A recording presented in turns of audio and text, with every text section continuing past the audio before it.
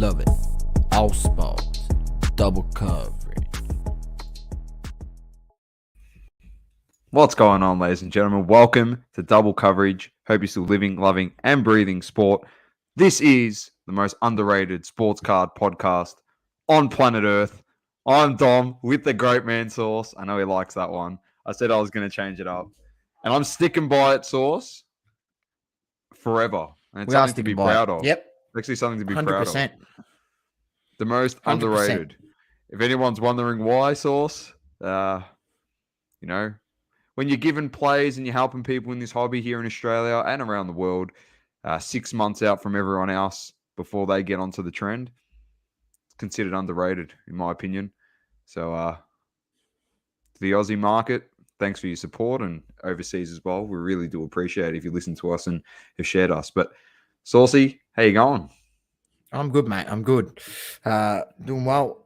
Back from the trip up in Sydney. Went and visited Diggers Trading Cards out there and had a good chat to the owner. Nice gentleman. Obviously, can't walk in the card store without buying something. So picked up a few things. If you've seen on our socials, a Luka Modric auto, which I did pick up. And someone actually pointed out to me, Dom, he goes, "Oh, that's a good pickup before the World Cup." And you know what? I didn't even think about the World Cup coming up and me buying Luka Modric cards. I'm just buying Luka Modric because, in my opinion, he's one of the most underrated and undervalued guys on the market. When you have a look at what he's accomplished, what he's done in his career, he's 36 years old and he's still, dominating in La Liga, still dominating Champions League. Guys at the age of 36, there's not too many that are still dominating, and playing at that elite level at that age. You had to look at guys like Xavi and Iniesta, who play a very similar position. Where were they? They were off in another league. They weren't playing La Liga at that age. They weren't playing Champions League. Iniesta's, I think, 38, and he's playing in, the J League. Still playing very well. Don't get me wrong, but he's not in La Liga anymore. The fact that he's doing it at 36 is unbelievable. So, everyone, feel free to keep buying all the rookies and all the prospects, and see how that works out for you. I'll just buy a certified Hall of Famer who's, he's won a Ballon d'Or as well. One of the best to ever play. Pretty good. One of the best. Pretty good. Best to do it. One of the best to do it. Luka the Don of soccer. So, Saucy, it was very interrupted. We do apologize for off the grid. We say we're going to front up every single week, and this is the first one we missed. But Saucy had a wedding, and I had a wedding, both on Sunday. I think we both had a good time. And by the time, I got home, it was 1 a.m. And I don't know what time Saucy got home.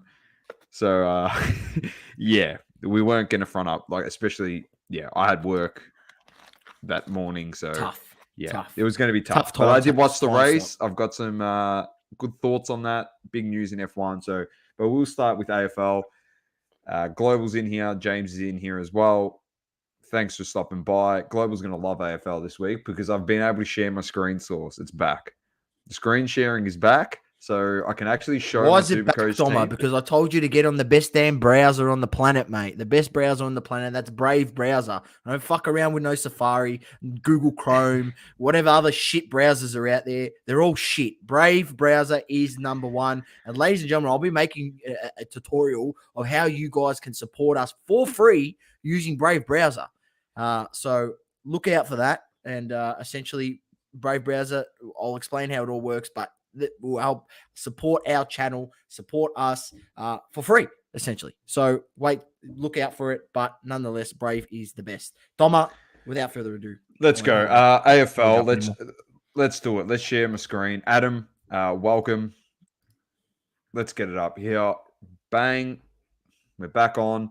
Let's run through these pretty quickly. We're going to try and get it, breeze through some of these. But Dogs against the Blues. Sauce, the lid is officially off. I think they are the real deal, Carlton. They were in this position last year in this game, the exact game. They were up by 26 points. They blew the lead. Last Thursday, they were up by 5 goals. They held on to the lead, and they look really good. Really good. Charlie Curnow looked good. Cripps has been freaking amazing. So he's, let's, not. I'll put it out there early, but I mean, the way he started, he could be in for a Brownlow caliber type year, and kicking goals, center clearances. Yeah. I feel like he's got that burst of speed back that he had earlier in his career, where he was able to get it and the first 4 or 5 meters get away from his defender, get that bit of space, and be able to hit up targets and stuff. So, exciting times for the Blues. Exciting times. And I'll tell you what, Blue Abroad is absolutely pumping. Oh, they're flying at the moment. They're loving it. I'm going to touch on this game last, the Friday night one, but we're going to go. I'm just going to run through these. Pies were too good for the Crows. The Bombers, injury plagued. They're done. Sorry, Sauce, but you're cooked. Lions got the job done there. Hawks upset Adelaide. Port Adelaide in Adelaide. That's a crazy result, Doma. That is a crazy result. 64-point win. What is going on with Port Adelaide to get absolutely pants like that by the Hawks at home? He's what we had him in our top 4. I mean, I didn't have him in top 4. I would just put him in the 8 because I forgot all about him. But I think I put him in the top 4. Jeez, you don't want to be losing to Hawthorn. Hawthorn's rebuilding. I know. Most people would probably predict Hawthorn to be finishing the bottom 6 this year, but hey, never know. We could might be the overachiever.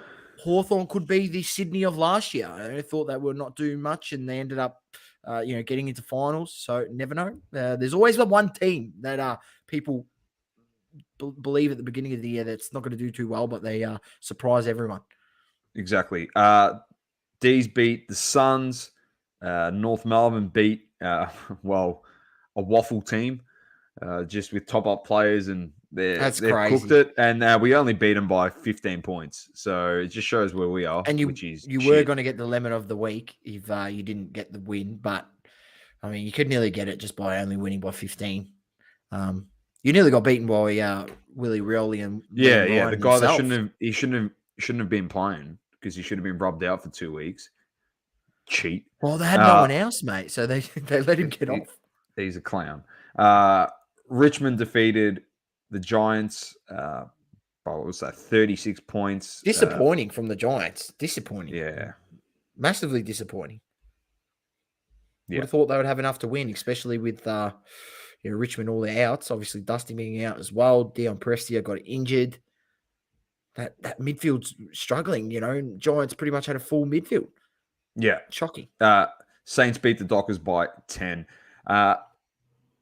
Global says got tickets for tomorrow night. Your Bombers game, Source. Matt said Crows boy in the house. I believe we have the players. Just need to sort it out. Completely agree.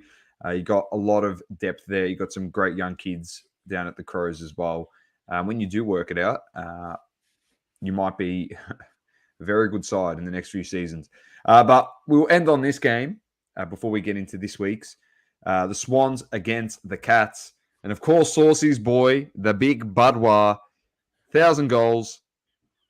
Everyone ran on, rightly so, had to be done, and created history. Sauce, 6th player ever to kick 1,000 goals in his career. So, your thoughts on it? Probably the last time we ever see it as well. Yeah, it will be the last time we ever see it. That is 100% sure. And look, what can we say, mate? What can we say? And, people know that I'm an Essendon supporter, so you'll know that I've seen this man tear my side apart on a number of occasions. I was live. I watched that run down the wing where Cale Hooker's chasing him. I was there at that game where he just tore us apart. I've watched him for so many years. He's an unbelievable talent. I tell you what, if the bloke could take an overhead mark, he'd have 1,500 goals by now. I'm not even joking. He's never been a great Source. He's never been a great overhead mark, and he's he needs something like 280 behinds to have 1,000 behinds.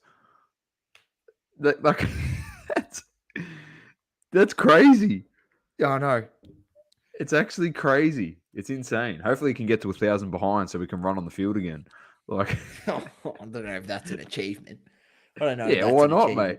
It's a milestone. But we'll get into this week's game, Source. It is amazing. Good on, buddy. I was very close to giving Lamont of the week to the guy that took the ball and just giving it to the media for pumping up this guy for effectively stealing a ball and getting publicized as like the greatest thing ever. So we've got all these supporters, Source, at a game. The guy that's like Tom Brady's one was a bit different. The receiver gave the guy the ball. Yeah, if you remember it, he gave him the ball after the touchdown, and then he got all this stuff back. This guy genuinely grabbed the ball, took it home, practically stole it, and we gave him 2 5-year memberships to the club, a signed jersey from Buddy, signed boots from Buddy, and a thank you letter from John Longmire for returning the ball. Are we taking the piss? Fuck. I'm going to go to Sydney games and just start racking shit off the shelves. And they're going to say, you stole that, give it back. I'll be like, yeah, but you better give me some memberships, mate. And some signed boots from Buddy. It's really, I'll tell you what, he finessed them. He finessed them. Good luck to him. Good luck to him, mate. Good luck to him. But he finessed the Sydney Football Club. The Le Mans more goes to the media. Because they're just like, oh, this guy's done such a great deed, blah, blah, blah. You stole the ball, mate. Like, what are you talking about? The video's pretty funny. The video's funny where he marked it. He jumped over. There was a few Karens in front. They weren't happy about it because he's drived over, 2 rows of chairs. He smacked his head on the floor. So that's what he gets for trying to mark the ball. He headbutted the concrete. Hey, smart guy, though, to go for the ball instead of running out. So, makes sense. So Global says to meet up if you get to the game this week. So you can... I won't be down there, mate. I won't be down there. Sauce doesn't watch his team when they're doing shit. Let's get to this week's games quickly. Dogs or Sydney tonight. That starts in about 15 minutes. Yeah, I've got it on here in the background. It's going to be a tough one. I'm really liking the way Sydney's playing. We did call it that, don't get too excited about the Cats. That win over Essendon was pretty much a training run.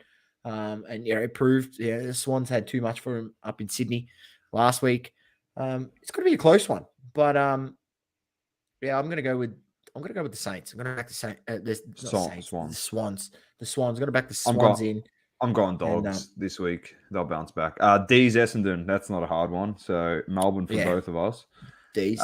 Adelaide against Port Adelaide. Look, I'm going to go with Port. I'm going to back him in again. But as we know, the derby, as they call it over there, it's a toss of a coin. Could go either way. You'd hope that Port Adelaide do show up this week and obviously get a win on the board. Giants Suns. Where is it? In Sydney. I'll go with the Giants, but I'm telling you what, if that was in Gold Coast, the Suns have not been that bad. They've just been unlucky. Couple of games, they've been unlucky. They've been there and thereabouts. And I mean, I tell you what, I'm not impressed with the Giants whatsoever. So I'm not saying that with not much confidence. I'm going GWS as well. Collingwood Cats. I'm going. Fuck. Let me go. Is it at the G? It's at the G. I'm going to go Cats. I just want to see if my theory is going to be correct on Geelong. So my theory is that they play. I'll go Geelong. Play better on a bigger ground. It's very difficult at the SCG. Next one's an easy one. Lions, North Melbourne at the Gabba. Lions. Carlton Hawthorn at the G. Carlton. Go Carlton. Saints, Richmond at Marvel. This is actually hard. Playing there, Richmond. They don't like Grimes playing back there. this week. Grimes is back. Saints play well there too. I'm going to go with the Saints. I don't say that with much confidence. And then West Coast versus Fremantle. West Coast. Oh, wow. Freo. They still got all their outs. I'm going Freo. They still got outs. Yeah, got to go Freo. All right, done. Perfect sauce. Moving on. Just a quick NBA. Oh, no, actually, sorry. Before we do move on, here we go. I'll just bring this up here. Do a quick bang. This is what I scored last week. Not bad. Did you win your matchup? Rankings. Yeah. Come on, man. I told you. I got fired up last week on the show. I don't want to lose a game. I just want to pummel everyone. That's what I plan on doing. Just pummeling them all. Sorry, double coverage family, but it's just the soft spot super coach at the moment. Anyway, my moves this week, I got rid of who did I get rid of? Gresham for Jerry, and then I got rid of is it Brady Ho from West Coast, and just upgrade him to Dylan Stevens because he's gonna go up in value. I know what this is. Hayes Shawley plays. Selected as an emergency. I wouldn't have thought so. Anyway, if that's the case, put this guy on at the moment. Nick Martin. So that's my team at the moment. It's doing pretty well. Ridley's bounced back last week. Whitfield's shit the bed. I'm not trading in Primo, though. And then, of course, Lockie Neal, 198 last week. Probably score 298 this week against North. Yeah, Gorn's been underwhelming. That's it. Heaney's dominated. Butters is killing it. And that's my team. There you go. No, I'm not using any boosts. I'll use the boost. So out of the 5 boosts, I'll use the boost 2 weeks before the buy. And then I'll use all 3, my last 3 boosts during the buy. That's my plan. So I can make heaps of changes and stuff and try and beat everyone, really. All right, so it's EPL. It's back this week. Liverpool, Watford on Saturday. Sunday, we've got Brighton, Norwich, Burnley City, Chelsea, Brentford, Leeds, Southampton, Wolves, Aston Villa, United, Leicester. And then Sunday night, we've got West Ham, Everton, Spurs, Newcastle. Tuesday morning, we have Crystal Palace versus Arsenal at 5 a.m. So a few good games to tune into there for that one. Just a quick one, Source, of course. Italy kicked out. We've got to bring it up. We have to. We talk sports on here. So, beaten by North Macedonia, and then Ronaldo slapped the shit out of him with Fernandez yesterday. So, I was pretty happy about that. So, I'm officially, ladies and gents, I'm going to be supporting Portugal at the World Cup because Australia's not qualifying. So, as simple as that. Source? It's pretty crazy to think that the European champions, you can be the champions of Europe and fail to qualify for the World Cup. I'm astounded. It was stinky. How many more chances did they need? Not only, let's go back, Jorginho missing the penalty, which, would have sewn it up in the previous game. But then in that North Macedonia game, I mean, they had chances. Did they ever? They couldn't put the ball in the back of the net, and they got what they deserved. No comment. I had nothing to say. They were just putrid. Shit. I don't even know what to say. I mean, they don't deserve to be there. If you can't beat a side like North Macedonia. But then we say that and then they go and played phenomenal in the Euro. So it's crazy. It's all credit to Macedonia though. All credit to them. Did a great job. So all credit to them. And then of course, yeah, it's good. That's all I cared about, the GOAT. So thanks for coming. Messi, Ronaldo will be there. Will it be both their last World Cup? We know Ronaldo will be his last World Cup. Messi potentially as well. So it'll be interesting to see how this all pans out. Source. I saw this thing the other day, and it said Messi and Ronaldo play each other in the final of a World Cup. The world will stop for 90 minutes. Like everything would freeze. They would too. You know my biggest fear, Source? My biggest fear? I'll put it into existence. My biggest fear, and I'll cut this. My biggest fear going into this World Cup is Messi winning the World Cup. Honestly, it's my biggest fear ever. I'm actually scared. Because I'll never be able to talk about Ronaldo ever again. Because these nutcases, even that, like he's left his club when he could have taken $1 as his wage to become a legend, it's not like he needed the money to stay at Barca. Maybe look into that yourselves, people out there that maybe, not exactly the most likable guy in the locker room. I don't know. Maybe that's how you should look into it. Everything that comes up between the two of them is done. He's won a World Cup. It's the second coming of Maradona. It's all this other rubbish, and I can't be dealing with it. I actually can't be bothered. So that's my biggest fear. But Sauce, but there's a humongous but in there. If Portugal wins the World Cup, do not speak to me ever again if you're going to put Ronaldo in a bad light when you utter his name out of your mouths. Don't ever come talk to me again. Don't ever. Because Will Smith slap the shit out of you on the spot. Simple as that. That's it. Bottom line. Then you could say, get Messi out of your mouth. Oh my God. In a funny way, I actually hope Messi does win so that I can give you a lot of shit on the show. Don't you dare say that shit. Don't you say that. Don't you dare.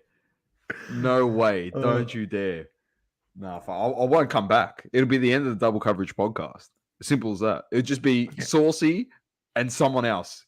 The mystery man. A woman every week. There'll be someone new until I get over it. So anyway, Sauce, let's move on. Bit of NBA chat. I've got the standings here. All right. Boston's looking the goods at the moment. They really are. I know they lost to Miami. Did they win today? Did they beat? No, they lost to us. No, they lost to us today. He did a good job, able to stay a game ahead of the Bucks, 2 ahead of Philly, 2 ahead of Boston. Boston really needed to win that one. And then don't worry about these teams. They got no chance of breaking in. Brooklyn, Source in the 8th seed. Of course, they needed to get into the 6th to avoid the play-ins. The games finish on the 6th of April. So in 6 days, all games will be done and dusted. That's what I heard. Or 7th, something like that. So it's all done. But they're playing great defense, Boston. As you can see, Giannis is just starting to ramp it up. He absolutely destroyed Embiid in the second half of that game yesterday. He gave him a bath. I don't know if you've seen the stats of the highlight source. He actually gave him a bath. He killed him. He just said, I'm going to just show you why I'm potentially the best player in this league. Just jamming shit, blocking. He was just unbelievable. There's one point there where he got it and went end to end in like 5 seconds and just dunked the ball. Was like right at the end of the quarter as well.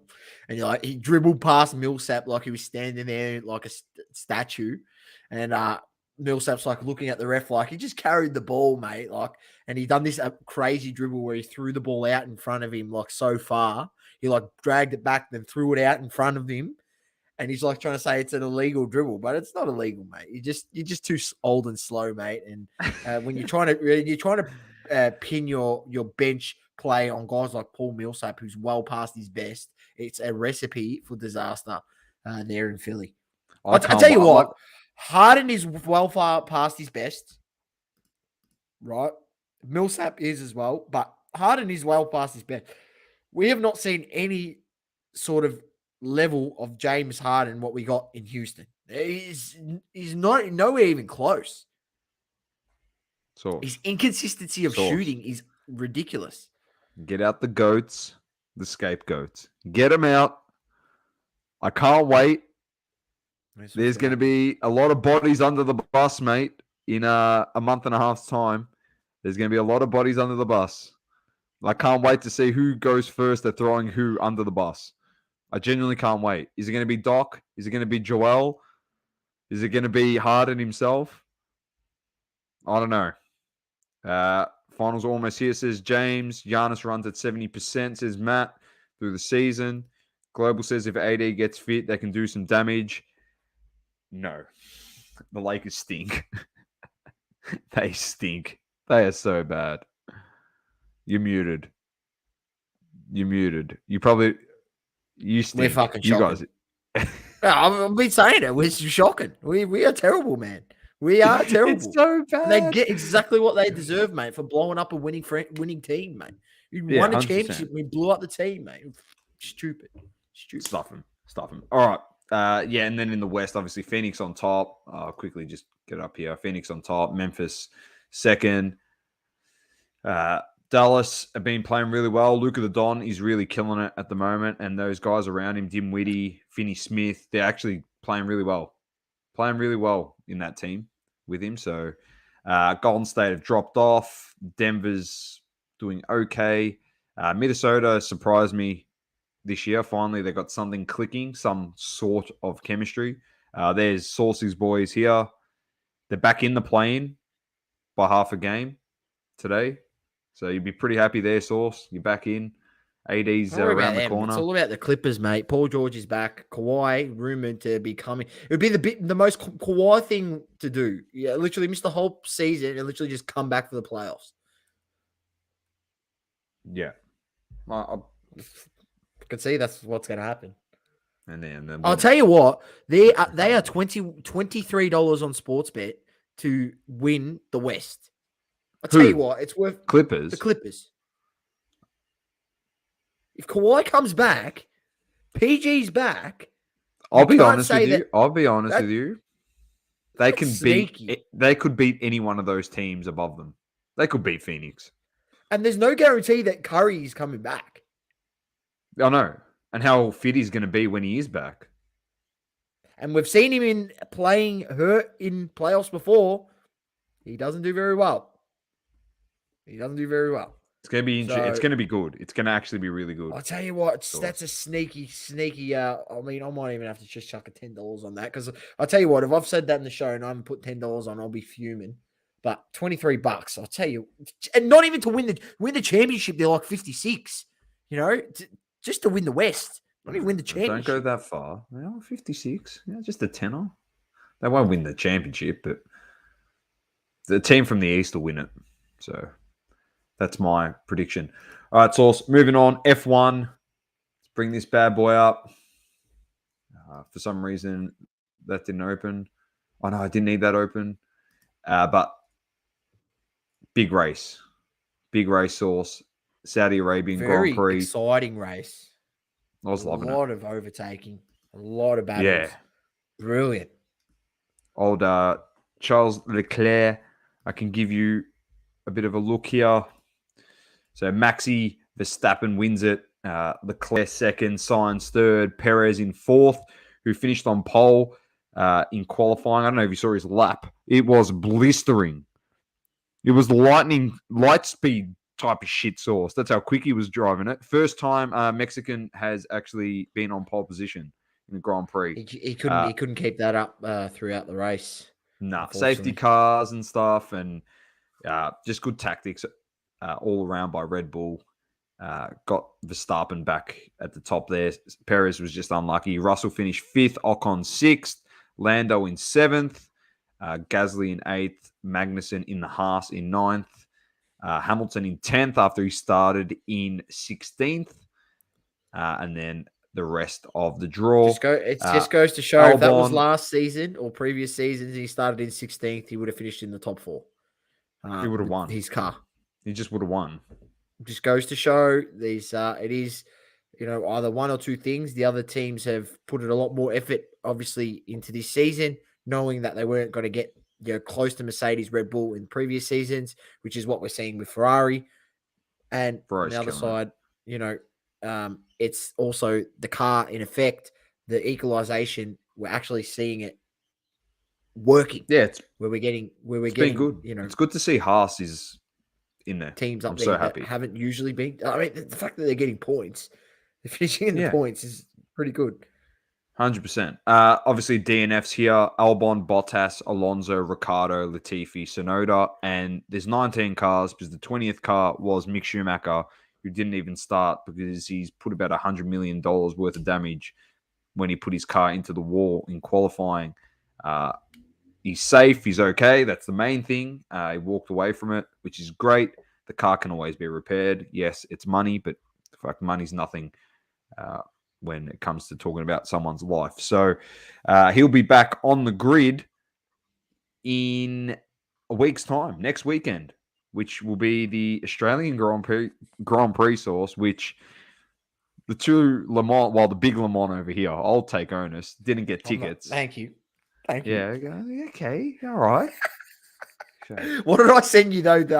What did I send you yesterday? I said, Domo, we've got to weigh in. We can apply to be buses at the bussing drinks, empty drinks and that. And I said, yeah, I'll just apply, get the accreditation, and just change my top and fuck off, mate. Won't even do the job, mate. I just use them to get in. I'm still thinking of applying, mate. Why not? No, I'm just considering just going to go Friday if that's the case. We'll just go in and do whatever, like you said. But if anyone out there that listens to this can get us a ticket on a Saturday for qualifying, it'll be much appreciated. Yeah, Off the grid will be on the Sunday, hopefully. If Source is free, I'm out, so I don't even know if I can watch it live. So, yeah, no. You've been absolutely. Anyway, let's get to the left-hander on that one. Yeah, I've been Will Smith. All right, let's the constructors, Ferrari 40 points ahead of Mercedes on 78 points, 38 for Mercedes, 37 for Red Bull, then Alpine 16, Haas 12, Alfa Romeo 9, AlphaTauri 8, McLaren 6, Aston Martin yet to get a point, and the same with Williams. Sebastian Vettel will also be returning in a week's time. Vegas got announced Source. I'm assuming this is the race that is replacing Russia, because obviously Russia's got their Grand Prix taken away from them because of what's happening over in Ukraine. So, third Grand Prix given to the US now. They've got Texas, Miami, which is new this year, and brand new next year will be Las Vegas. 2-kilometer straight Source on the Vegas Strip. Down the Vegas Strip. It's a straight circuit night race. Wow, this will be brilliant. All the lights. It goes past Caesars, the Bellagio, the Venetian. It's going to be epic. I went there on my honeymoon, which was only 3 years ago, but I don't know if my wife knows that there was a F1 race given to Vegas. So after this podcast, I'll be mentioning it to her because I'm going to start saving, because I genuinely am more interested in going to that one than Miami. Vegas is awesome. I actually froth it. So Source, start saving. It is when next year? Sometime next year. I'm not sure. But yeah. Brilliant. I think it's such a cool place to have a race. Street circuit. Imagine. You think about it. You could literally book a hotel and watch the race from your hotel. You actually could. Yeah, well, and have a party in your hotel and watch the race. Like, it'd be amazing. It's like Monaco. It's crazy. When we better start booking. Brilliant because the hotel rooms are gonna be worth so much money. Yeah, you know what you do? You book out a few of them and then sell them on for profit, mate. And because there'll be that many bookings out, mate. He's a thinker, mate. Don't worry. That's could be Saucy Smoky. Book out the Caesars Palace, a couple rooms. Yeah, and then ticket it. Ticket the rooms, mate. But you say it's BYO. It's BYO food and drinks. Alcohol's so cheap over there. All right, Source. Moving on. UFC. Big card. I'll run through. I will run through the main card. I'm not going to bring it up because I don't have the double screen here today, but I'll run through the main card. It's over the weekend. We had Fight Night, Blez versus Dauskas. We had in the main card a few fight cancellations, but the lightweight division, Mark Diakisi defeated Borchezev. In the welterweight division, you had Neil Magny defeating Max Griffin.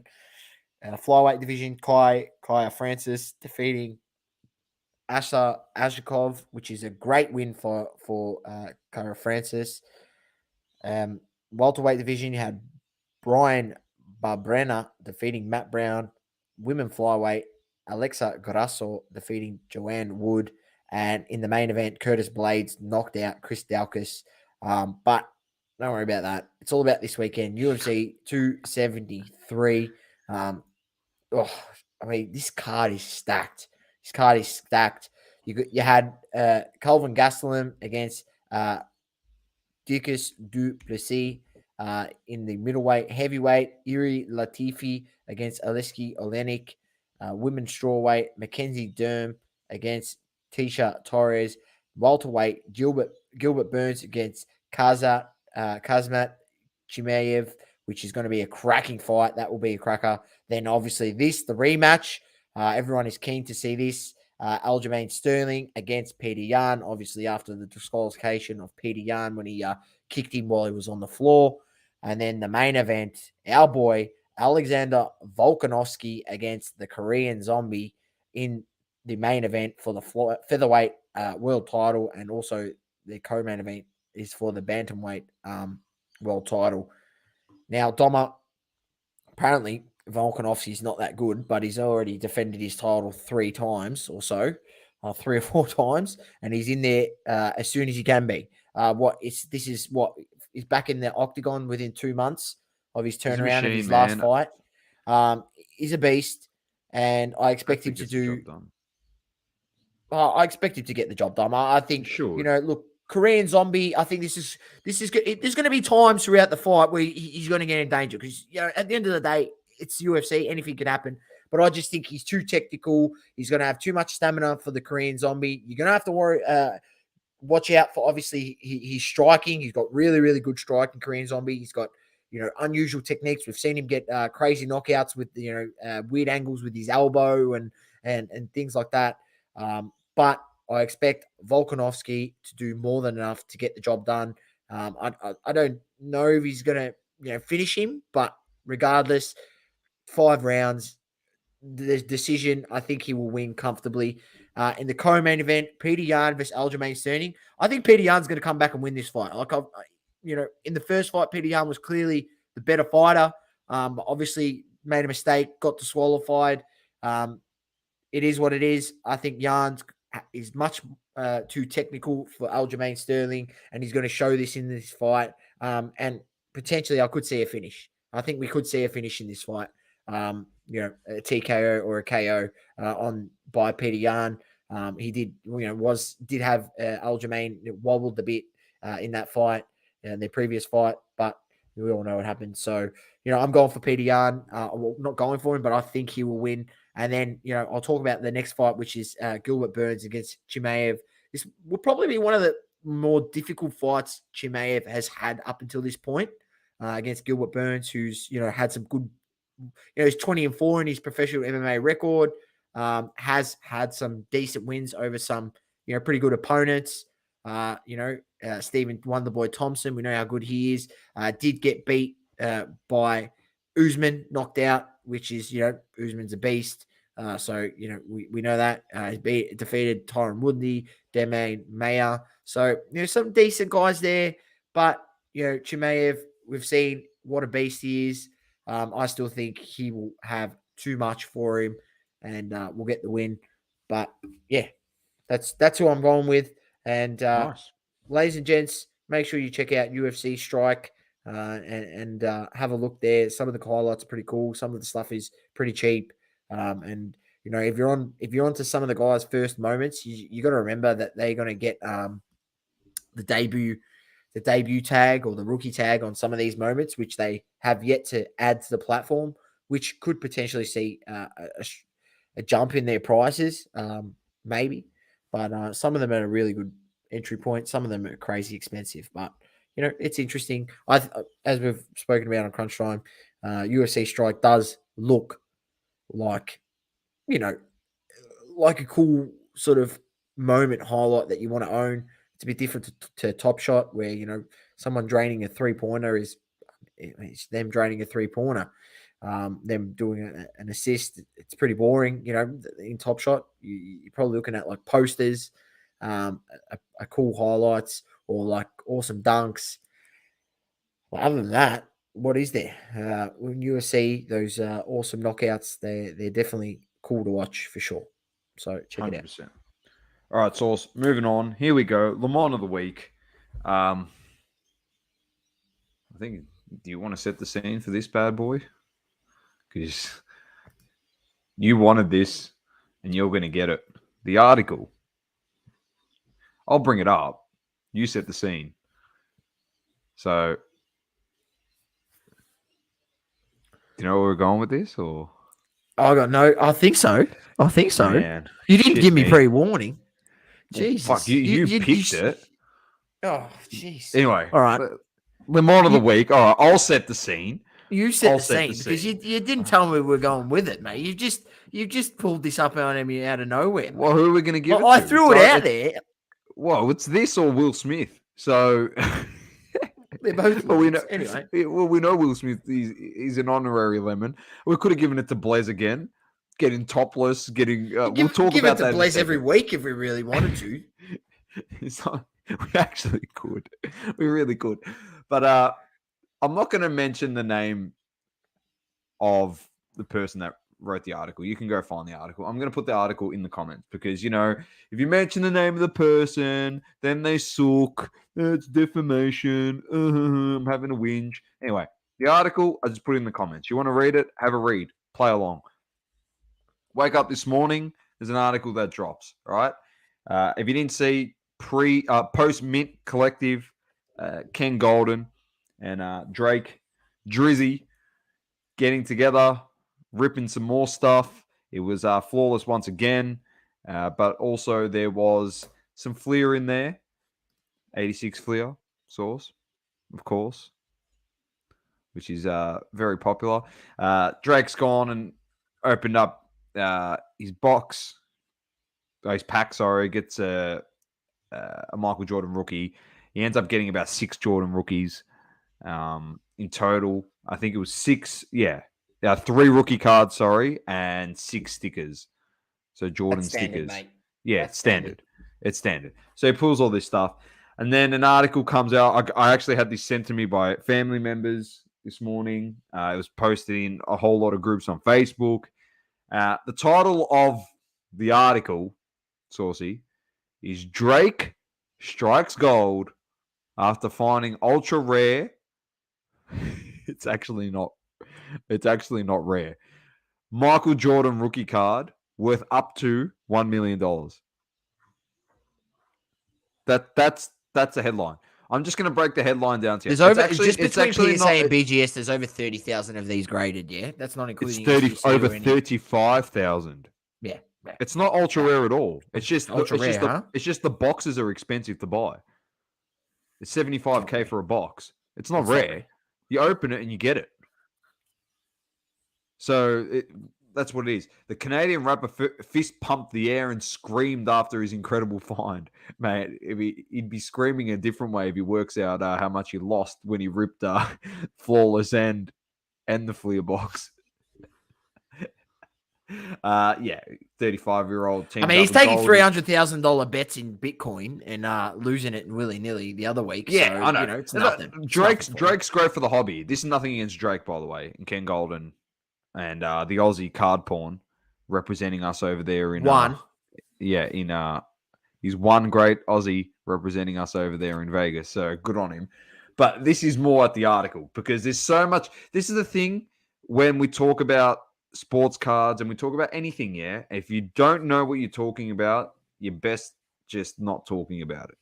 So, or coming and speaking to us here at Double Coverage, and maybe we can help you or point you into the direction. Don't worry, man. I'll tag 7 News in there. They can hopefully have a listen, so they might learn something, and we can be their their news reporters for the hobby.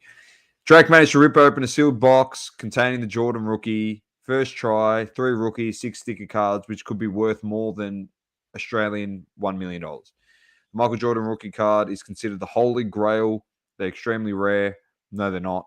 And rookie cards in good conditions can fetch big bucks. I'll bring it up so you can see Drake's smiling grin to his grin here is ear to ear. Sorry, have a look at him. His love and life. There it is. A few people said that all but one of them were off center. So even if that pulls a 10 and he sells it, it's $300,000. This is the first part of Le Mans. In February, 2 of these Michael Jordan rookie cards sold for a record $738,000 USD each, so $980,000. No, because I've got the Cardladder data, and in February source in a PSA 10 of this card, that's February, $288,000 USD. So I don't see it trending up. It's actually on a bit of a fluctuating, going up, bit of a downtrend at the moment. It's actually down 120 grand in price change, and it's down 33.33%. Clearly they don't know about the number one data tracking tool on the planet Earth, which is Cardladder.com, and clearly 7 News, you don't know about it, so you probably should learn about it. And if you want to sign up to the premium, you can head down to the link in our description and click it and sign up, give us a little kickback, and then maybe you can actually get factually correct data for your article, so you're not misleading people.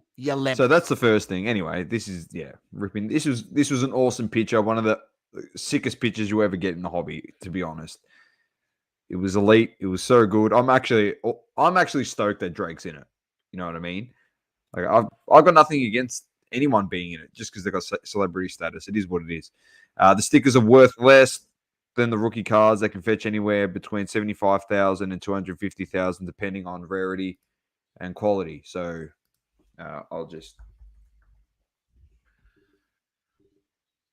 we'll do it live. This is how we do it. It's this one here, Source. 86 Fleer. One. Yeah, you can flick it over to PSA 10. Yeah, I will. So, I'm just going to bring it back here. So, just fetches anywhere between 75,000 and 250,000, depending on rarity and quality. It's not rare. Sorry, but the quality is a 10. So, we go to 10. And, so it's, current price 114K. Its highest price ever is actually 114K, and it's never been priced anywhere near $250,000. So just point that out as well as we move further on into the hobby. This is the problem when we can actually fact check people live instead of people that fact check people behind the scenes. We don't give a fuck, as you know. We rather educate people in the hobby correctly, not give people false sense of hope that they need to go out and get these cards thinking that they're going to get $1 million Aussie. That's the problem. And the other thing, if you are listening to this the first time and you want to know, like, oh, these guys are lost the plot, there's 35,000 of these cards. The more that get open and get graded, they're not going to be worth $1 million. It'll average out. It might go up a bit more, but based on the pop report, and we go here. Let's go back. Let's go back again. I'll explain it to people so they can actually see it. So we go to the pop, and it's $318. The market cap is at 76. So you're essentially saying the market cap is above 318 million USD. That's not how it works. And this pop is going to increase with more and more that open. Still plenty of those boxes out there. Anyway. Besides the point, we keep going down. It's all good. Insanity right here, all this bullshit. And we won't say that that's not actually his rookie card, and he was drafted in 94. But anyway, that's another story for a different day. 84. 84. Yeah, 84. Yeah, it's actually not his rookie. It's actually the Star Jordan is actually his rookie. So anyway, but it's whatever the hobby perceives, and big commercialized people in the hobby perceive to be somebody's rookie, so they give it to him. Like Panini giving Bamford an RC when he's 30 years old. So anyway, besides the point. So 7 News and the reporter, which I'm not going to name, you can have a look at him. You are officially a part of the Double Coverage family as a lemon. 7 News, the reporter who wrote that. Welcome to the family. You are a lemon. You are a lemon. You just... I mean, you're supposed to be report. I mean, are we really, after what's happened over the last 2 years or 2.5 years, whatever it is, 2.5 years on mainstream media, are we surprised that they can't get their facts correct? Because they've pretty much not got their facts correct for the last 2 years on what they've been reporting, if you know what I mean, ladies and gentlemen, if you've been following, and they're pretty much just been throwing out blatant propaganda, but do your research. There's data tools out there, cardladder.com, without fail. And I agree with you, James. And like It gets people looking at the hobby, but more eyes on the hobby is a good thing, right? Even if the article is crap, James it is, says. but you don't want everyone coming into the hobby thinking that every card is now worth a shit ton. So if new people come in the hobby, like, not trying to steer them our way, but steer them towards people that actually know what they're talking about. Because you know what a good journalist would have done in this situation, James? Done the research, found someone in the hobby. Doesn't matter who it is. They would have said Cardladder, would have said, oh, the price tracking on this recently via the Cardladder platform. Give them credit in the article, is this. This is what the card goes for. So accumulating price, if they're all in pristine condition PSA 10s, in a slab, which is a card protecting grading service, you know, all that 10s, it would have been accumulated price of this. The minimum, you just get the minimum 8s. Yeah. Like, let's be honest. You just take 8 as the minimum. Imagine all these cards get to 9. He's well in a hole. He's not even making his money back on the box. Yeah. But so that's my point. Like, all eyes on the hobby. It's good. It's awesome. But I did respond to the person that sent me the article, my family members and stuff, and I actually sent them a screenshot of Cardladder and said it's actually worth this much. And they said, like, they're like, no, it's not. I said, yeah, it is. I said, none of you actually know what this tool is. Like, you don't know what Cardladder is. Like, yeah. Besides the point that people said, no, it's not, to me, when they have nothing, like, no knowledge of it, that's a Lamont worthy nomination right there. Someone that's got a podcast in the hobby and deals with people in the community every single day, and to say, oh, no, it's not. Fuck, really? Anyway, that's another one. So I could lose my shit right now on that. Besides the point, the fact that I explained it, and then I explained to him that it was at this point in February last year when there was a big, and they go, why has it dropped so much? It can't have dropped that much money. I said, yeah, it got run up at the peak of the hobby when there was a massive boom, and I said it's averaged itself out. I said people sold it at the highest point of the, if we want to call it an asset, of the asset. That's its highest point, like a stock. And then it's dropped and it's averaged out. And from that point, it's not like gone down. It's not like the Jordan rookie PSA 10s. The only thing that's gone down. Have a look at stocks. No, have a look 100%. at crypto. It's all taken a hit. From last year. So, it's what happens. It fluctuates. That's the hobby. That's why you need to educate yourself so you know where to look. You know what questions to ask. And in all honesty, Dom, straight out, you know, someone we know is selling a big Jordan card here in Australia. It's like, you know, an on-card auto, 21,000. I think it's like a BGS 8.5 graded. I mean, give me that for 21,000 than any of those, you know, PSA 10 Jordan rookies. I couldn't care about that card. As you say, it is not rare. It is not rare, right? It's one of the most overhyped cards in all of existence. And I'll say that with confidence. It's so overhyped. And it's because, you know, why is it, Doma? Why is it overhyped? Because it's Jordan. It's not even his rookie.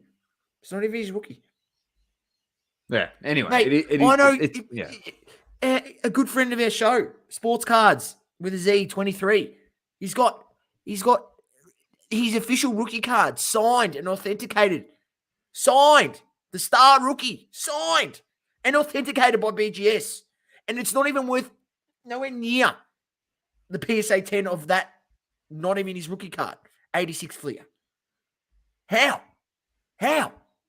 Give me the official signed rookie auto from his rookie year. That card was released in his rookie year. And it's signed. And it's only worth 30,000. How? You know how hard it is to get Jordan to sign stuff like that? He only signs at his camps, mate. At his like official, you know, Jordan camps. That's about it. Or if it's a special signing for Upper Deck. It is a nostalgia thing too, James. I agree with him. He grew up dreaming of having the Jordan RC. I agree. It's like one of those. It's a grail for people. You know what I mean? Because it's like I always wanted that card. You know, but realistically looking at it, it is one of the most overhyped cards.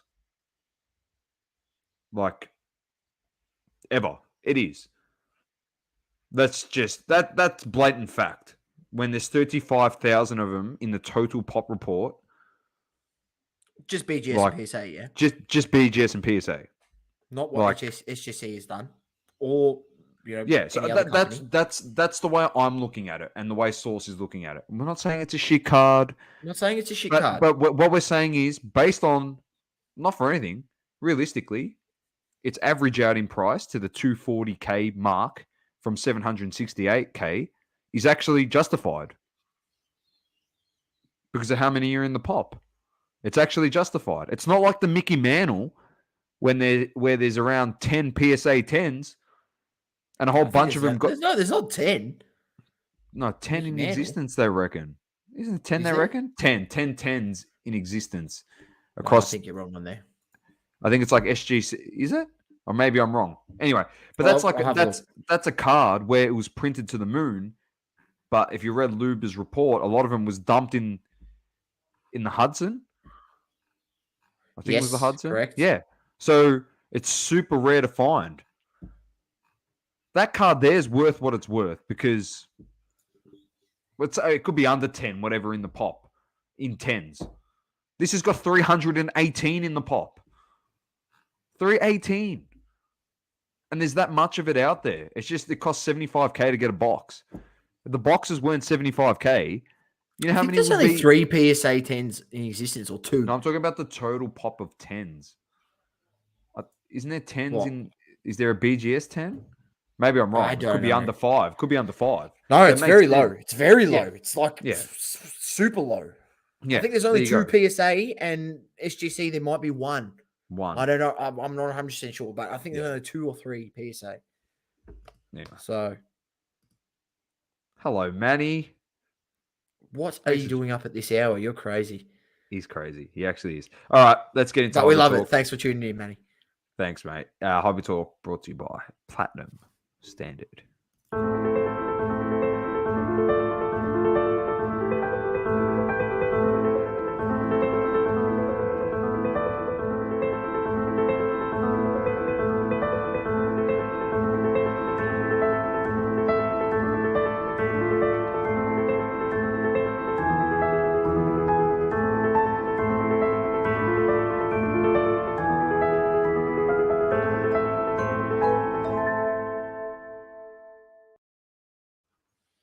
Gotta love it, Source. Gotta absolutely love it.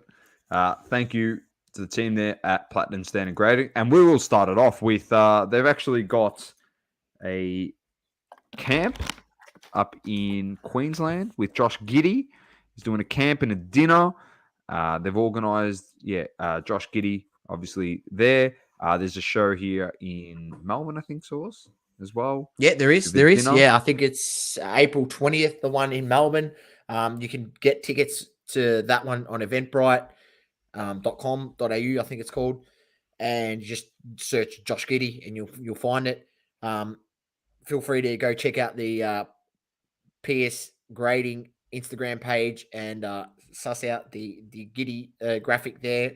I'm not exactly sure how you get tickets to that event, but I'm sure if you contacted them and contacted the lads down there at Platinum Grading, they'd be able to help you out and sort it out. And if you do have a little young one that is, I think it's between the ages of 8 and 17, you have to be to get access to the camp, special basketball camp for that day.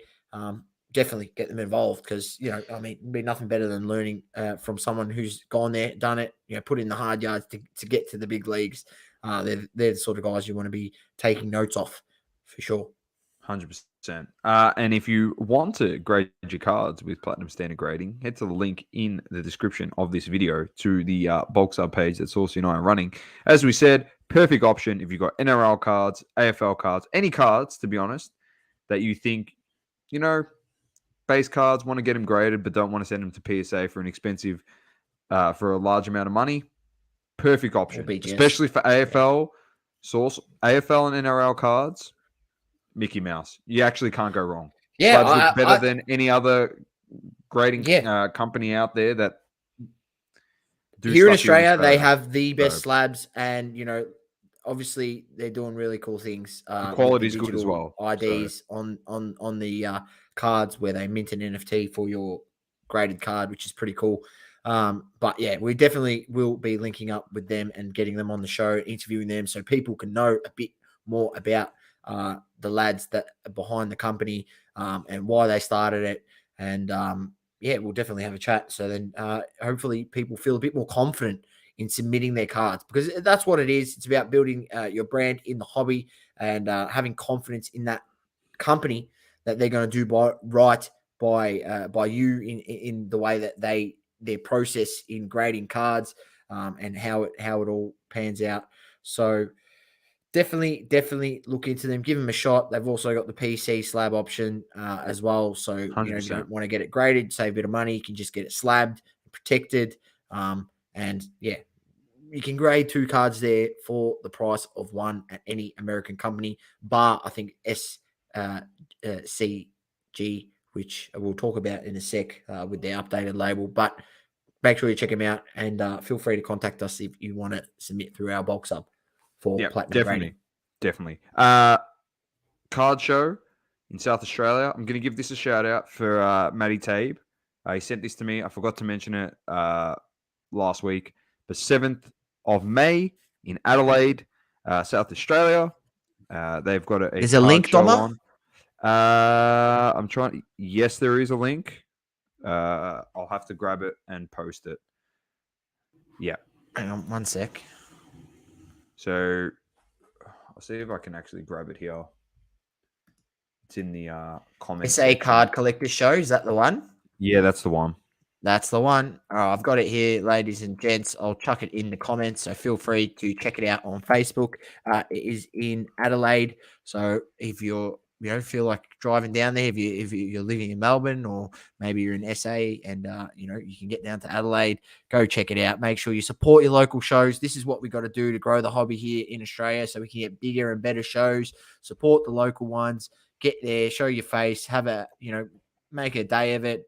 Get your friends in the hobby, get some people go down there, have a yarn, trade a few cards, pick up some singles, and maybe go for a feed after or a beer. Yeah, definitely support it. Definitely. Next up on the agenda here, can this guy put a foot wrong? Can this guy put a foot wrong? Answer that question. Shaquille O'Neal.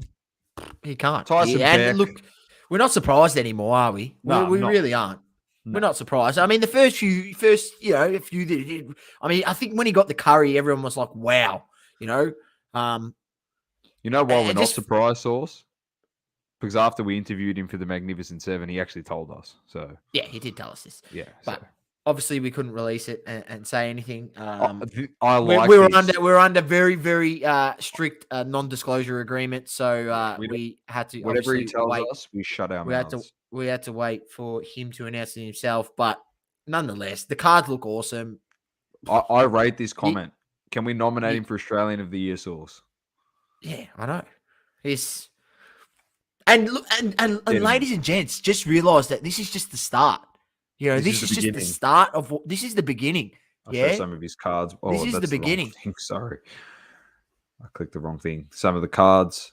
There's 3. Yeah, that looks awesome. I love that one. Nice one as well. So obviously there was packages. They sold out straight away. So quick.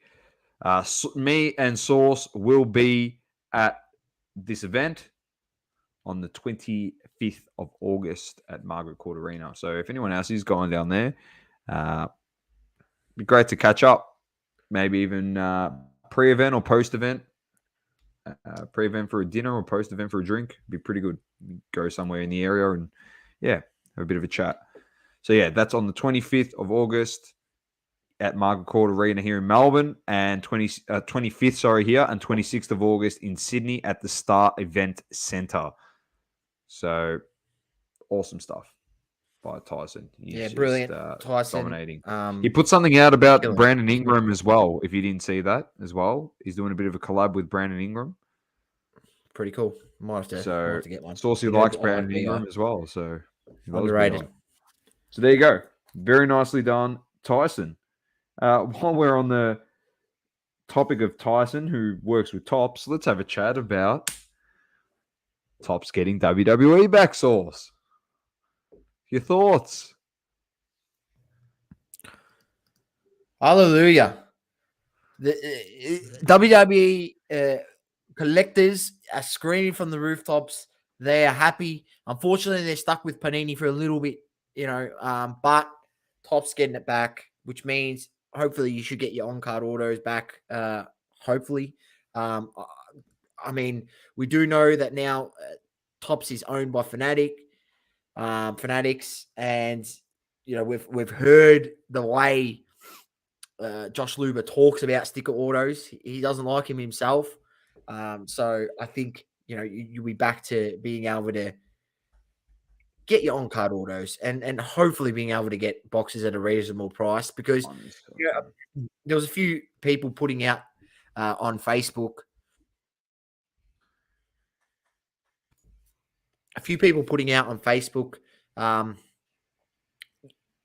Posts about the new WWE Prism. Sorry. And, in the comments, I go, how do you feel that now you have to pay $1K a box for sticker autos? Whereas, Topps Chrome was maybe $400, $450 a box, and you're getting on-card autos. And the response I got was, shit, exclamation mark. I think that sums up a lot of you WWE collectors. Seeing the same thing with, UFC, albeit there was a lot of stickers in UFC previously when Topps did have it. But we've seen how crazy the box prices went once Panini took over. Why is there this common occurrence that when Panini takes over a license, that the box prices just goes through the roof? It's not like they make any better cards than Topps. It's not like they have better designs. It's not like they haven't thrashed Kabooms and Color Blast for the last 5 years and got no originality at all. Like, wake up, ladies and gentlemen. They are running every cent out of your pocket that they can and completely robbing the consumer blind. Robbing them blind. And it is a disgrace. It's good, though, that Topps gets it back, so we'll get Topps Chrome. And the funny thing about this thing is here, Candy Digital will become one of WWE's primary NFT partners as well. So you'll be getting WWE NFTs with Fanatics also. So interesting stuff's there. So after announcing a license with Panini, they announced that Panini will be losing it as soon as that expires. So CSG Source in the news for the right reasons or for the wrong reasons. Who knows? Let me get this up, bring it up on screen. I know if everyone saw this. CSG has changed its slab, brand new label that is direct result of collector and dealer feedback. Green is gone in favor of black, silver, and gold palette that will complement the colors of any sports card. CSG is also updating its grading scale to align more closely with the sports card collecting market. With these updates, CSG offers collectors a vastly superior product, a card enhancing label, combined with CSG's best-in-class holder, fast and accurate grading, affordable prices, and more. Discover the new CSG using the link in their bio. So this is the slab source. Yeah, I like it. I might even head over to CSG here very quickly. Bang. A lot of people say it looks like a SGC slab. It looks nothing like an SGC slab because it's clear. The label They reckon is the black. label. They reckon the label looks a bit like SGC. Doesn't matter. They listen to their consumer. The green label was horrendous. The green label, every time you ask people, 8 out of 10 people would say pretty much the green label is stopping me from sending cards. I believe in their grading scale. I believe in their, there we go. There it is. A card I can I believe in say their grading scale. That's in a vanity slab, by the way. Believe in their processes, but their label looks like shit, which it did. To be honest, I don't really know why they went away from the blue label that they used with TCG. I think they should have just kept that. Yeah, But I agree. nonetheless, it's the fact that they're going away from the subgrades. To be honest, I don't really like that, but I understand the decision because where they were coming from, they were saying like only 10% of people that were sending cards in or 15% were choosing subgrades. So when, 75% of the cards coming through or 85% of the cards coming through and are choosing no subgrades, why are you going to have that service when it is actually more time consuming to do that? And I understand it. And it's also, I agree. I've had this That's the old opinion label. before about BGS that, they should either offer subgrades with every card or have no subgrades at all. And it annoys me that there's, this perception in the hobby that just because something has subgrades, right, it is worth more, even though the same number is on the top, the big number on the right on the BGS slab is the same. I've got people trying to offer me less for my BGS 9.5 because it doesn't have subs. I'm like, yeah, but to add the subs, it's only an extra, $10. So I'll take $10 off the card, right? Oh, it doesn't work like that. Oh, what do you mean it doesn't work like that? It's still a 9.5. It's and you have these stupid arguments in the hobby over these values because of these subgrades, right? And you got these true gem and min gem and gem plus. It's fucking should just be 9, 9.5, 10. That's it. No min gem plus, whatever other rubbish you want to say. There's no need for this. They create unnecessary, gray area within the hobby. To be honest, I commend what PSA do, although I still don't understand why they have an 8.5 and not a 9.5. I'll say that to this day. Still baffles me. But I think it's a good decision by them. I really think it is a good decision. They have one of the cheapest grading options on the market. If you're willing to wait, their 6 months option is like dirt cheap. It's like, $10 a card. No one's doing shit for $10 a card anymore. When I first subbed with SGC, it was 10 US dollars a card. Now it's cost me, minimum to send it from here, like $55 Oz. What's that? $35, $30. So there's a 3x increase since the last time I subbed at SGC. It's pretty crazy, man. It's pretty crazy. But well done by them. Well done by them. I like it, and I'll definitely be giving them a shot. And I'll probably be having a look at their bulk option and sending a bunch of cards there because they have a good price. And their grading scale is good. And the guys, the company is well known in grading TCG and has been doing it for quite a while at a very high level. We've had cards graded with them, Doma, and the cases look good. The cases feel good, pretty solid. Yeah, they do. They really do. The grading quality, their grading standards are good. So, yeah, give them a shot, ladies and gentlemen. Why not? 100%. All right, Sauce. We don't even really talk about, or we can talk about the Drake rip. Do you want to? He opened a whole bunch of flaws. There really wasn't much in it. It was good to have card porn in there, as we said before, representing Australia. It was good. Appreciate that, flying the flag over there in the States for us Aussies here down under. So, yeah, it's good work by him. Drake, good stuff. Very happy. Ken Goldin. He's just Ken Goldin. He's a gambler. He's a gambler. He knows the risks, and he was warned the risks. He'd probably clearly be better off just buying singles and buying cards that he wants. But nonetheless, at the end of the day, he wants this logo, man. This triple logo, man. Someone asked before, Source, in the comments, is it photo or is it hobby? I can answer the question. No one actually knows.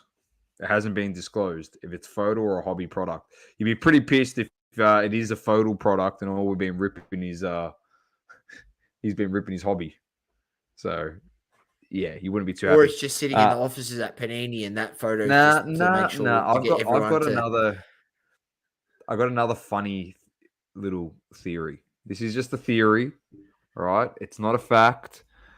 All right, you take this information how you want to take it. All right, I don't know anything. This is not that's been disclosed to me, but just imagine this card has been ripped.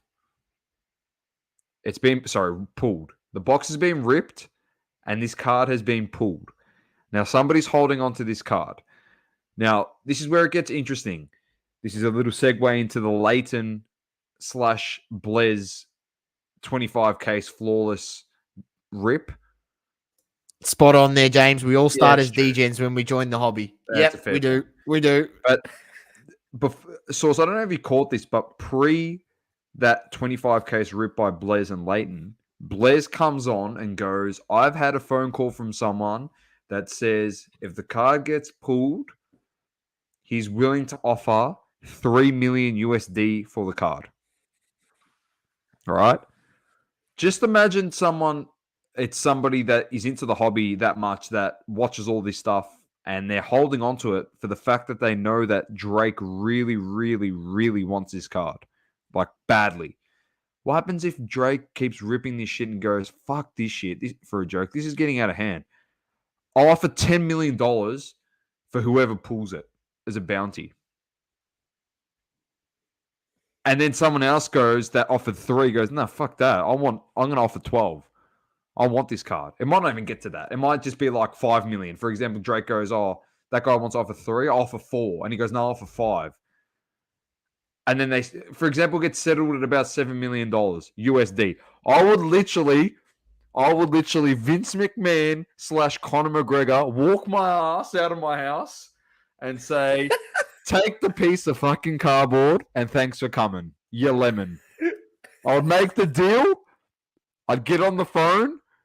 I'd audio call us on Instagram, Source, both of us, and say, Doma Saucy, I just sold the card to Drake for 7.5 million USD.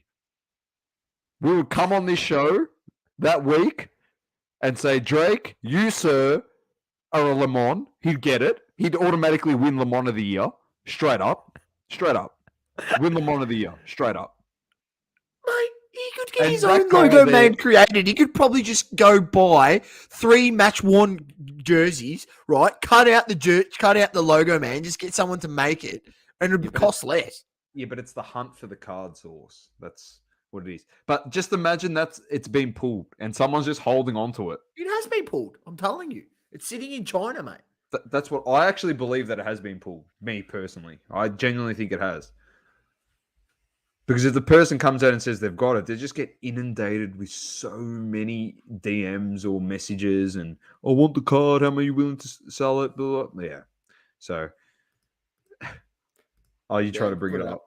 Yeah, James, I will pay someone to take my Kevin Knox flawless card. I'll give you a buck. That's an expensive coaster, mate. That's a coaster, mate. That's all that's good for. So yeah, that's my little take on it. Anyway, into that Layton / Blez flawless break. That was pre the Mint Collective opening day. Copped a bit of flack. Yeah, they did. 25 cases. They were carrying on a bit of like swearing, and yeah, Blez got topless. Then they had pretty much they weren't even showgirls. They had these girls pretty much in a bikini pulling out the cases of flawless. And if you don't know Layton's brand is family friendly. Blez's brand is more brash and out and in your face. And it's nothing against them. That's how different breakers have their style. And I respect that. But obviously it wasn't cup of tea for some people as it was for others. And there was a bit of, not controversy, but besides the point, it was good to just watch cases of flawless get ripped and nothing get pulled. And that's pretty much why it's a hard game when you're pretty much getting nothing from the is it the inner box? You get nothing. Everyone's in there for the briefcase hits. So what are you going to do, Sauce? Yeah. That's just the way it is. But Mint Collective, finally, all reports was awesome. Grayson was down there. I copped a video call from Manny. I don't know if Manny's still in here. He was out with Grayson. Grayson said hi by flipping me the bird, as he usually does. So thanks, Grayson. So hospitable. He can go jam the finger. He knows where. So, yeah, got to see that. They had a lot of fun meeting a lot of people. Manny met, obviously, the Cherry guys, and obviously Emmitt Smith and a lot of other, who's a professional NFL player, play for the Cowboys. But he met a whole bunch of people there, and it was a good networking opportunity, and everyone was there on stage. Grading companies had a panel, and Cage hosted a panel as well. So honestly, it was looked like a good show. Good steps for the hobby. Really, really good steps for the hobby. So congratulations to everyone that organized that event, that was a part of that event and made it such a great success. So good on them. Saucy, Definitely. you got a smoky? No, I actually don't think I'll have a smoky this week because I've been busy, so I haven't been doing much research or looking around into things. So not gonna throw one out there just for the sake of throwing one out there. But yeah, as we say, buy what you enjoy collecting, and what I'm enjoying collecting at the moment and still enjoying collecting is the blank canvas, Dom. And I'll tell you what, I've got about 90 of the 198. Well, you're flying. So, I'm flying, mate. I'm flying. I've been picking them off. I've been buying lots. I bought a lot, and average price on them was about $6.50. So I was happy with that. This is my little suggestion to you. I don't know how this is going to work. All right, I don't know if this is feasible. It could cost you a shitload of money, but get them all graded. PSG slowly over time, make it like a bit of a PC thing, a personal collection mission, because you're going and collecting 198 card set. Get them all graded with PSG sauce. Yeah, over time, slowly. So it might take you 2 years. I was going to say, you're trying to make me broke? No, it could take you 3 years. Could take you 10 years. Doesn't really matter, right? They get all graded, or even PC slab them. If you don't want them all to have the grades on there, you PC slab them all right? Get them all together and put them in a big fuck-off frame, and you can hang it up as a nice piece in your home in the future, mate. The whole set. It's an interesting one. You like that one? Yeah, look, I'm open to getting them graded, but I'm gonna have to see. I might have to see. This is where I think, if you're grading a whole set and it's 198 cards, and that's your goal, like, you should be able to. Not gonna lie, there should be some sort of set price. You know what I mean? Like a set, especially if the set's like 50 cards or more. Like, I mean, 198 cards. And look, PS grading. If we get it at $25 a card, I think it is. You do the maths. That's a fucking lot of money. It's a lot of money. Yeah. Anyway, that's just the thought down the track for you, mate. So you can think about that. If not, you should just put them all together in top loaders and get them put in a frame. It's another option. Looks sick. Cost you a lot cheaper. Vanity slab. So, all right. Good stuff, Sauce. Thanks, everyone, once again, for jumping in. Feel free to share the podcast. I'm Dom. Chuck it in some Facebook groups. Tell people that this is the number one underrated podcast on the planet, and we're going to stick with that. And we're going to open with that every show. I'm about to close with it too. I'm about to close with it. I'll tell you what. I'll say that with utter arrogance, and I am proud to say with arrogance because it is. We're going to tell you how many times we've helped out the community in very, very good fashion. And we always do this with the intentions to help people, with the intentions to help others grow, with the intentions to give other people who may not have a platform that want to have a platform to help their, what they're doing in the hobby. It's always been the case, always been our prerogative.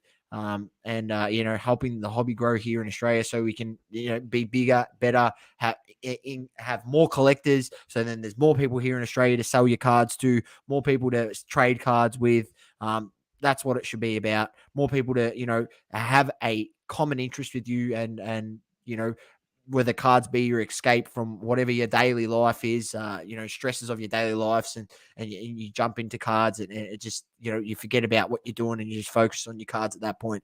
I mean, there's so many things that the hobby can be help you, whether as I said, in mental health and other stuff. So, and we've seen, other people who it has helped them in that scenario, multiple people. So, we're here as a community. We're here to help each other. So we would appreciate it if you could help us grow. And that's sharing it with a friend or someone or some other person in the hobby. If you think our content is somewhat entertaining, we hope it is for you guys. We hope we make you laugh at times. And when we can be serious, we try to be serious when it is a serious topic. But nonetheless, Doma, take it away. I'm Dom, the Great Man Source. Keep living, loving, and breathing sport. You've been listening to the most underrated sports card / sports podcast on planet Earth. It's double coverage. Peace. Thank you for tuning in. Please don't forget to leave a review on the Apple Podcasting app. Also, follow us on socials, Instagram, Facebook, Twitter, and TikTok. Talking all sports, double coverage.